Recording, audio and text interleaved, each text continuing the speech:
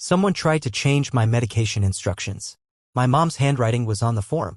The bank called that someone tried to empty my savings. And when I came home I found burned. You know how they say your family is supposed to be there when you're at your weakest? That when you wake up from a major surgery, tubes in your arms, vision blurry, heart pounding with panic, your people will be sitting there, reassuring you everything's okay. That wasn't what happened to me. When I opened my eyes after my spinal operation, I was alone. Not just for a few minutes. 4 hours. The nurse kept asking, "Are you sure no one was supposed to pick you up today?" And I kept telling her, yes. My sister and my mom. They said they'd be here. They weren't. At first, I told myself it had to be a mix-up. Maybe they got the discharge time wrong. Maybe traffic. Maybe someone's phone died. But the hospital called both numbers. No answer. Voicemail. I tried to sit up. Couldn't. My legs were too weak. The surgical site screamed every time I shifted. I had no meds in my system yet, no strength, just pure, helpless pain. I had to stay overnight again, unplanned, on my own dime. Still, I gave them the benefit of the doubt. That was the mistake. The next morning, the nurse wheeled me to the front and asked if my family was on their way. The receptionist cut in and said, casually, "We called a car for you. Your mom's Uber account." No call. No message. No explanation. Just a digital ride and a quiet shrug. The driver was nice. Helped me into the car. Said he'd wait while I got into the house. I told him I'd be fine. I wasn't. It took me 10 minutes to crawl from my front steps to the couch. My back was on fire. My head spinning. I blacked out from exhaustion and woke up later, dry-mouthed and freezing. That's when I saw the text. "Hope you made it back okay?" Mom and I decided to do a last-minute beach weekend. You know how healing the ocean is. We thought you'd want space anyway. I read that message 5 times. Then I locked my phone and didn't open it again that day. Lying there, I remembered the way they talked about this surgery, how they rolled their eyes when I told them I was nervous. How my mom joked, "It's not like you're getting open-heart surgery." How my sister said, "You're just being dramatic." They dismissed my pain before. But this was abandonment. That night, I couldn't sleep. The stitches in my back pulled every time I shifted. I had no help. No groceries. No backup. No one checking in. I ordered takeout and left the door open so I wouldn't have to get up when it arrived. I spent most of the night staring at the ceiling, wondering how we got here. We used to be close. I thought. Then I remembered the Thanksgiving incident. The time they left me at the table because I asked them to turn the music down while I was dealing with a migraine. They said I was ruining the vibe. Or the birthday they forgot. Not because they were busy, but because they went out of town and didn't tell me. Or the time I had an allergic reaction at their dinner party and my sister laughed and said, "You're so sensitive. Everything's a crisis with you." Those weren't one-offs. They were patterns. And suddenly, I saw it clearly. They didn't forget me. They dismissed me. There's a difference. By the 3rd day, I knew they weren't coming to check on me. I called a friend from college who lived 20 minutes away. She came over with soup, stayed an hour, helped me clean the dishes. She wasn't family, but she acted like it. Meanwhile, my mom posted beach pictures, selfies, hashtags like #healing-vibes and #self-care-weekend. I commented one word on the post, "Nice." She didn't reply. But my sister texted, "What's with the attitude? You said you'd be fine. We needed this." That's when I knew they were never going to say sorry. Because in their heads, they'd already justified everything. They had rewritten the script. I wasn't abandoned. I was independent. I didn't need support. I wanted space. So I gave them space. I stopped replying. I shut the door. I set up grocery delivery. I asked my friend for help twice more. And when I was strong enough to walk unaided again, I took the time to change all my emergency contacts. None of them included family. A week after my recovery started, my aunt called. She said she heard I had surgery. Asked how it went. I told her honestly. She gasped. "Your mother didn't tell me anything," she said. "She told me you were busy. That you didn't want visitors." That lie snapped something inside me. They didn't just leave me. They covered it up. That phone call from my aunt stayed with me long after we hung up. Her shock wasn't performative. It was real. She told me she'd been planning to stop by that week, maybe bring some baked goods or magazines to help pass the time. But she never reached out because she'd been told not to. Not by me. By them. That was when I realized this wasn't just neglect. It was a coordinated narrative. A cover-up. They weren't just failing to show up. They were rewriting the version of events that made them the heroes. I started checking. Slowly at first. I looked at texts I hadn't seen from other relatives. A cousin asking why I hadn't invited anyone to visit. A neighbor mentioning my mom stopped by to drop off flowers, except I never saw them. My front porch camera didn't show any deliveries. Nothing. The more I looked, the more cracks formed in the illusion I'd let myself live in for years. They hadn't just abandoned me during recovery. They'd been rewriting my role in the family long before that. The dependable one. The overreactor. The burden. Whatever they needed me to be to justify keeping their distance, they painted me into that corner. But I wasn't staying there. When I could walk again, I started documenting everything. Every message. Every missed call. Every piece of proof. Not because I planned to confront them right away, but because I wanted to remember what the truth actually looked like before they could try to replace it again. Meanwhile, I kept recovering in silence. No calls. No texts. No check-ins. Just me, my friend who visited when she could, and a new routine built without the people who used to call themselves my safety net. 2 weeks post-op, I finally left the house. I went to the pharmacy to pick up new prescriptions. When I stepped outside afterward, I saw my sister's car parked across the street. I froze. She was just sitting there. No sunglasses. No disguise. Just watching. Like she wanted to catch me out in the wild. I stared at her. She stared back. Then she drove off. 2 hours later, she texted. Didn't know you were mobile again? That's great. Let's talk. Talk? There hadn't been a single apology. Not one acknowledgement of the hospital. Not a question about how I was healing. She wanted to pretend it never happened. Erase the pain, clean the record, start fresh on her terms. I didn't reply. A day later, my mom emailed me. Not text. Email. Like a coworker. She said she was concerned about the tension. Said she hoped I understood why they couldn't come to the hospital. That I'd been so independent lately and they were trying to respect my boundaries. Respect? They left me after surgery. They went to the beach while I bled through gauze and prayed not to fall in the shower. They lied to our relatives and told them I didn't want visitors. That wasn't respect. That was cowardice with a PR filter. I still didn't reply. 2 more weeks passed. Then a knock on my door. My mom. Holding a gift bag. No warning. Just a fake smile and soft voice. We wanted to surprise you. We missed you. We? My sister stepped into view from behind her, holding a potted plant like that made it better. I didn't invite them in. I stood behind the screen door. Let the silence do the talking. They started with small talk. Weather. Work. Vacation pictures. I didn't respond. Then my sister said, "Can we come in? You must be tired." I asked her, "Why did you lie to Aunt Marlene?" She blinked. "What?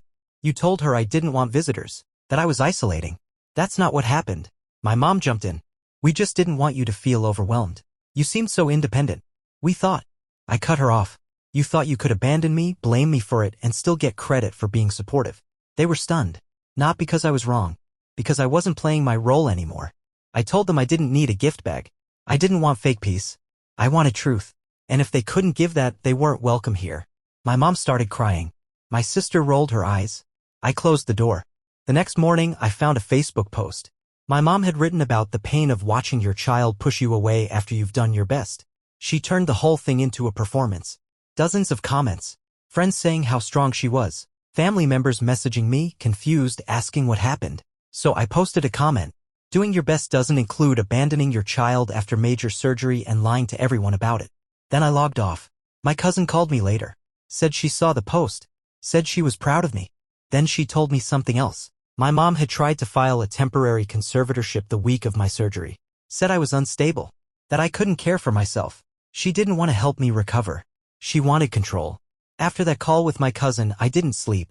Not even for an hour. I lay in bed with my back brace digging into my ribs, staring at the ceiling fan spinning in slow motion, listening to the creaks of my old house like they were whispers. All I could hear in my head was that one word, conservatorship. It wasn't just dramatic, it was surgical. Cold. Calculated. To file that while I was still recovering, still in pain, still trusting they had my back? That wasn't just betrayal. That was premeditated sabotage. I called the county clerk's office the next morning. Asked, as calmly as I could, if any emergency filings had been submitted with my name. The woman on the other end sounded hesitant. Then she confirmed, yes. One petition. Temporary conservatorship. Filed by my mother. 2 days after my surgery. The reason listed? Self-isolating behavior, post-operative confusion, history of mental instability. History? I'd had therapy after a breakup years ago. That was it. Apparently, that was all the justification she needed. Just enough truth to twist into something unrecognizable. I hung up. Sat on my floor for 30 minutes. Didn't cry. Didn't rage. I started printing. All the emails. The texts. Screenshots of social media. I called Mitch, a friend of a friend, ex-attorney turned advocate for conservatorship abuse cases. He met me the next day. Read my files in silence. When he finished, he said, "They're not trying to help you. They're trying to own you." He helped me file a countermotion. Emergency block. We submitted a request to review the original petition for fraud and false representation. Mitch warned me it might not stick, but it was enough to trigger a review. And that was when things got worse. I started noticing small changes. My mailbox left open. Trash bins moved. The porch light unscrewed. My Wi-Fi randomly cut out for an hour at night. Nothing that screamed danger, but enough to feel it. Then my friend Kate, the one who helped me post-surgery, texted me a screenshot. My sister had DM'd her, asking how often she stopped by, asking if I was acting strange, trying to plant seeds. I told Mitch. He said, "They're building a character. They need witnesses. They're trying to prove you're paranoid." So I set up cameras, front door, backyard, living room, synced to my phone. Every motion captured, every timestamp stored. 3 nights later, the motion sensor triggered at 3:11 a.m. I opened the app. There was a shadow at the side gate. My sister. She didn't knock, didn't call, just tried the latch. When it didn't open, she stood there for a full 5 minutes, then walked away. I sent the footage to Mitch. "That's trespassing," he said. "We file for a protection order." Now, the next day she texted me. "Why are you acting like this? We were just trying to help. This is embarrassing." No apology. Just blame. Just shame wrapped in concern. My reply was short. "Stay off my property." The hearing for the conservatorship review came 2 weeks later. They showed up with a lawyer. I showed up with Mitch in a flash drive. The judge listened.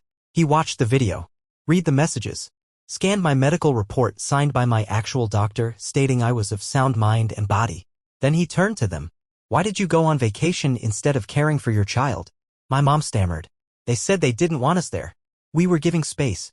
The judge raised an eyebrow. "So you filed for legal control over someone you claimed needed space?" They had no answer. The judge added one more note. "Further attempts will be treated as harassment." I thought that would be the end. It wasn't. Later that week, I received an envelope. No stamp. Hand-delivered. Inside was a photocopy of my high school report card. And a sticky note. Some patterns never change. I knew that handwriting. My mom had just declared psychological war. After the court ruling denied their petition and the judge's final warning echoed in their ears, I thought they might finally back off. Go quiet. Maybe even feel an ounce of shame. But people like them? They don't retreat. They regroup. The report card and the sticky note weren't just petty. They were a signal, passive-aggressive warfare disguised as nostalgia. I didn't throw it away. I scanned it, added it to the growing digital file I kept labeled Family Tactics. Mitch looked over the folder and said, "You're building something they won't be able to crawl out of." I asked him what the next step was. He said, "Let them hang themselves. Just keep collecting. It's not over until they destroy themselves trying to rebuild the lie." I did exactly that. First, I bought a new lock system. Keypad entry, camera feed, motion detection alerts to my phone. Then I called a locksmith to reinforce the frames. He said someone had tried to pry my back door open recently, fresh marks, barely noticeable. Not a break-in. A test. That night, I made sure every light in the house was on. The next day, my sister showed up at my job. I work remotely now, but once a month I check in with a few clients in person. She somehow found the building, waited outside, claimed she was just in the area. She asked if we could get coffee, said she missed how things used to be. I didn't take the bait. I told her flat out, "I'm logging every interaction from now on. If you show up without warning again, I will file another protective order." Her smile dropped. She called me paranoid, said I needed help. I just walked away. 2 days later, my friend Kate got a call from a blocked number. It was my mother. She asked Kate if I was acting strange, if I'd mentioned suicidal thoughts, if Kate thought I was stable enough to be living alone. Kate recorded it. We added it to the file. Then I found the burner phone. It was under a bush by my front fence. Someone had tossed it, probably thinking it would break, but it was still intact. I had the tech guy Mitch recommended look at it. He extracted the messages. Several were drafts never sent. They read like journal entries from someone pretending to be me. Feeling unsafe again. Can't trust anyone. Maybe I should disappear. It wasn't my phone. It wasn't my voice. They were planting the groundwork for something bigger. I handed everything over. Mitch reviewed it and said, "They're setting you up for a 5150. Involuntary psych hold. If they can convince someone you're a danger to yourself, they can start the process again." That night, I didn't sleep. I sat up in a chair by the window watching the street.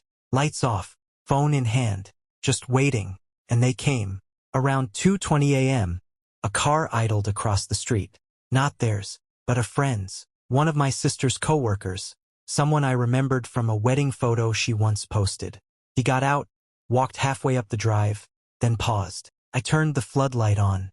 He froze, turned back, got in the car, and peeled away. I sent the footage to Mitch. He filed a police report on my behalf, claimed stalking, digital harassment, and endangerment of a vulnerable adult. That changed the tone. Now it was on record. The next week, I received an email from my bank. Someone had tried to access my savings account using reset credentials. The attempt failed, but the IP traced back to a known address. My mother's condo. Mitch launched a private investigation, and here's where it turned. The investigator found documents in public records that my mother had quietly submitted paperwork to claim financial dependency, claimed she was caring for me, claimed I lived in her home, claimed I was nonverbal and cognitively impaired. I had to reread it 3 times. She was creating a paper trail, slowly, carefully, trying to position herself as my legal guardian again, just a different method. We filed for fraud. Mitch took the documentation to the state office, got a hearing scheduled. My family didn't show, but they sent a lawyer. He tried to delay, claimed there had been a mix-up in communication. The judge didn't buy it. He granted us a formal restraining order and filed a motion to suspend any future conservatorship or legal guardianship applications made in my name without prior review. Then the investigator called again. He'd been digging deeper, said he found something odd. My family had taken out a life insurance policy in my name, a large one, and guess who was the beneficiary? My sister. Mitch went quiet for a long time. Then he said, "They were never trying to protect you. They were positioning themselves for the day you couldn't fight back. And now they couldn't run from it, because the trap they set. I was still alive. It was one thing to be abandoned, another to be gaslit. But to find out that your own family had mapped out a financial roadmap that required your disappearance, that was a different kind of betrayal, one that burned at the base of my spine more than the surgery ever had. I didn't confront them. Not yet. Mitch said we had to be precise. They planned this in silence. You bring them down the same way, so we built the wall tighter. First, we filed a formal complaint with the state's Department of Insurance. They opened a case on the policy, claimed in my name, falsified as a dependent adult with medical conditions I didn't have. The form listed my mother as co-caregiver. My sister, full beneficiary. The adjuster was stunned. "It's incredibly rare for someone to try this while the insured is alive and well," she said. "It's disturbing." Then Mitch pulled out the real weapon, the power of exposure. He contacted a journalist, not a tabloid, a real, credentialed reporter who specialized in conservatorship abuse and financial manipulation by caretakers. She'd covered cases like Brittany's, less famous, more brutal. People whose lives were taken from them in courtrooms and clinics. We sent over the documents, photos, audio, the burner phone messages, the financial attempts, even the fake claims that I was nonverbal. She called us within 48 hours. "This isn't a story. This is a storm." And then, finally, I heard from them. My sister first. A voicemail, rapid fire, like a dam breaking. "I just want to talk. Please don't do anything rash. You don't understand what's happening. This is getting out of control. Just call me back, please." Then my mother. Her voice sounded exhausted. Not guilty, just worn down. "We were trying to help. You twisted everything. You made us into monsters. No apology. Just a victim act." I didn't reply. The article dropped 3 days later. Title: The Family Trap, When Care Turns Criminal. It opened with my story. No names, but the details were undeniable. The surgery, the abandonment, the false conservatorship filing, the burner phone, the insurance policy, the entire web. The article ended with a quote from Mitch. "The only thing more dangerous than a greedy stranger is a family member with a long memory and a legal loophole." The piece went viral. That's when the real collapse began. 2 more people came forward. One was my mom's old neighbor, an elderly woman who said my mom had once helped her organize her paperwork, and then disappeared with access to her mail for months. The other, a cousin, said my mom tried to claim she was a dependent 2 years ago during a divorce. It wasn't just me. This was a pattern. The insurance company canceled the policy, marked it as fraud. The Department of Insurance flagged it. Federal authorities notified. My sister lost her job. Her employer cited the article and an ongoing investigation. My mom? She tried to play the sympathy card. Made a Facebook post about how family can be so cruel when you give them everything. The comments section didn't go her way. People had read the article, seen the screenshots, heard the recordings. Even relatives who'd once defended them started going silent. Then the subpoena hit. Not from me. From the DA. Mitch had submitted a formal referral. Fraud. Identity falsification. Attempted financial coercion. I was officially listed as a witness. A week before the court date, my mom tried to reach out one last time. She stood on my porch. No makeup, no smile, just a file in her hands. Photos, letters, childhood mementos. This isn't who we are, she said. You know that. I looked at her calm. No, it's exactly who you are. I just stopped pretending. I closed the door. That night, Mitch called. He said, they've requested a plea deal, fraud charges, reduced sentence, admission of guilt in exchange for no jail time. They were scared, because for the first time in their lives, the story wasn't theirs to control. And I wasn't a character in their drama anymore. I was the author of the ending. I should have felt relief. I should have sat back, watched them fold, and let the justice system close the file on my behalf. But closure, it turns out, isn't always clean. Especially not when it arrives with strings still tangled, knots still half-tied. The day before the sentencing hearing, Mitch received a call. Not from the DA. Not from a reporter. From a name neither of us had seen before. Hi. I don't know who else to call, the voice said. I think you're representing someone they tried to hurt. I have something you need to see. Mitch listened, took notes, then called me. You're going to want to sit down for this. The woman's name was Jolene. She'd worked with my mother 15 years ago at a nonprofit that offered financial counseling to low-income families. She remembered my mom as someone charismatic, confident, always the first to volunteer, and the last to leave paper trails. Back then, Jolene said, I noticed some unusual things. People's paperwork would go missing. Checks would be delayed. When I brought it up, I was pushed out. She'd seen the article, the one about me. It jogged something she'd buried for years. I started looking through my storage. I found an old USB. It had scans, backup docs I kept, just in case. She sent them to Mitch. What we found changed everything. Bank statements, signed affidavits, edited forms. My mother had been orchestrating these plays for decades. At least 3 different people were listed as dependents on her filings over the years. None of them related. All of them disabled or supposedly vulnerable. One had passed away under suspicious circumstances. An overdose, listed as accidental. No follow-up. No investigation. The files were enough to reopen a dormant case in another state. Mitch forwarded everything. And while that unfolded, something else hit me. I wasn't the only target. I was just the last one standing. The sentencing hearing was quiet. My sister pled guilty.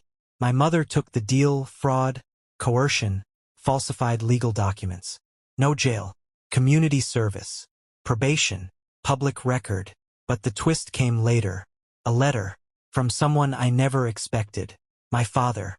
We hadn't spoken in over 10 years. He'd left when I was in high school. Vanished. I always thought he checked out, gave up, moved on. The letter was short, just 2 pages. I'm sorry I didn't fight harder. I didn't know what she was doing to you. I thought I was the problem. Now I see I just got out before she ruined me completely. He ended with a phone number. And a question. Want to talk?